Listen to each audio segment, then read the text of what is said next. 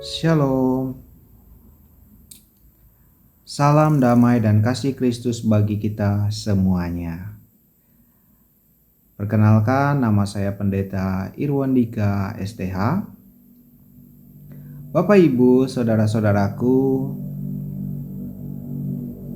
yang dikasihi dalam Tuhan Yesus Kristus, nas yang menjadi dasar perenungan kita diambil di dalam kitab Perjanjian Baru, yaitu di dalam Markus pasal 10 ayat 32 sampai yang ke-34.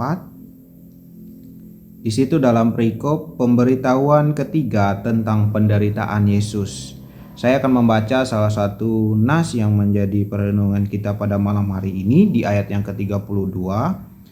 Yesus dan murid-muridnya sedang dalam perjalanan ke Yerusalem, dan Yesus berjalan di depan. Murid-murid merasa cemas dan juga orang-orang yang mengikuti dia dari belakang merasa takut.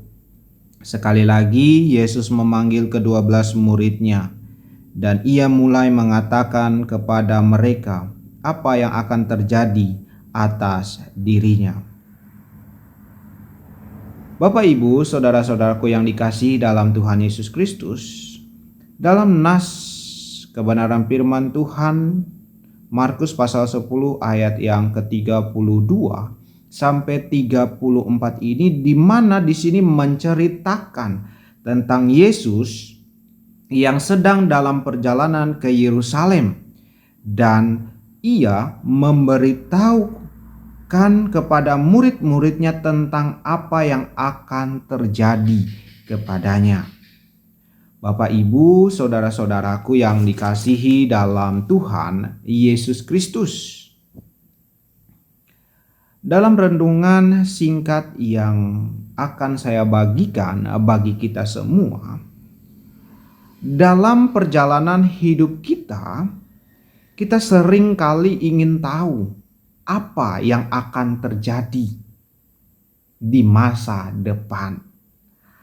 Tapi Yesus menunjukkan bahwa kita perlu percaya dan mengikuti rencana Tuhan. Bahkan jika kita tidak tahu apa yang akan terjadi, seperti pada ayat yang kita baca tadi, Yesus tahu bahwa ia akan diserahkan, dihukum, dan dibunuh. Tapi ia tetap berani mengikuti jalan yang telah ditetapkan oleh Tuhan.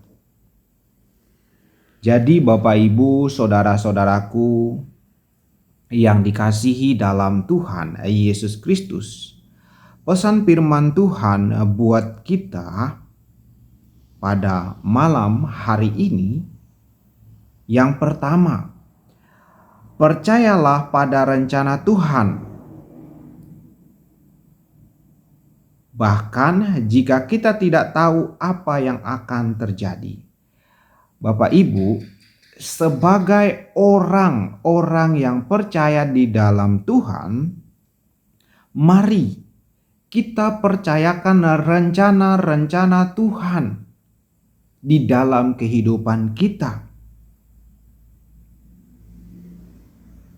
Walaupun kita tidak tahu apa yang akan terjadi dalam kehidupan kita, tetapi yang jelas Bapak Ibu, setiap orang yang mempercayakan rencana Tuhanlah yang terjadi dalam kehidupannya dan selalu mengucap syukur atas kemurahan Tuhan yang menyertai dan memberkatinya, maka ia selalu berada dalam perlindungan Tuhan itu sendiri.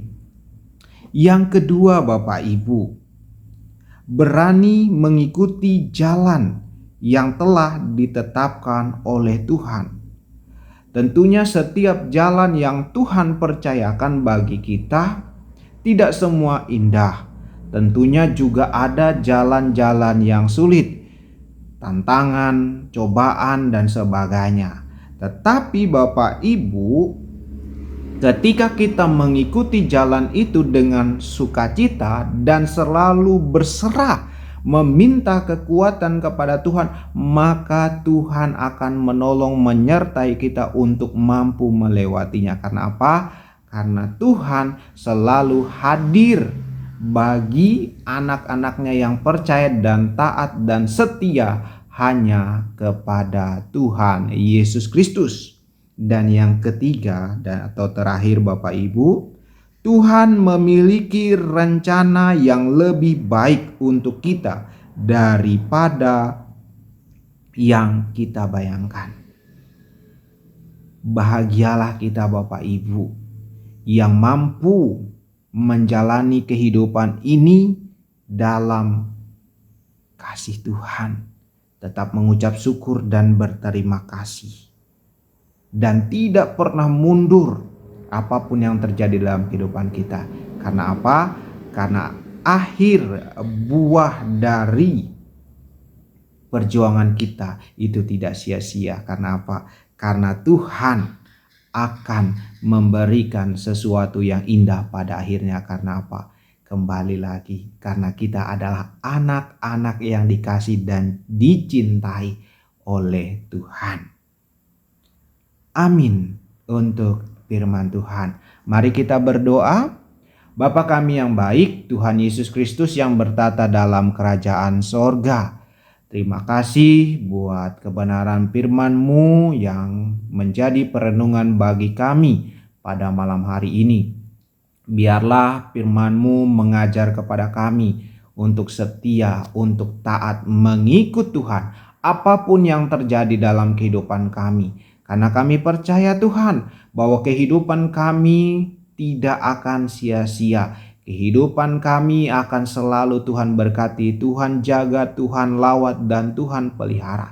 Dan kami juga percaya Tuhan, bagi setiap anak-anak Tuhan yang saat ini berada dalam pergumulan, mencari ketenangan, kedamaian, mencari jalan untuk melewati pergumulan-pergumulan dan menentukan kehidupan mereka, sehingga kehidupan mereka hidup berkenan di hadapan Tuhan. Biarlah Tuhan mengetuk hati mereka, Tuhan memimpin dan menyertai mereka. Kami serahkan iman, percaya hati kami hanya di dalam nama Allah Bapa, di dalam nama Tuhan Yesus Kristus.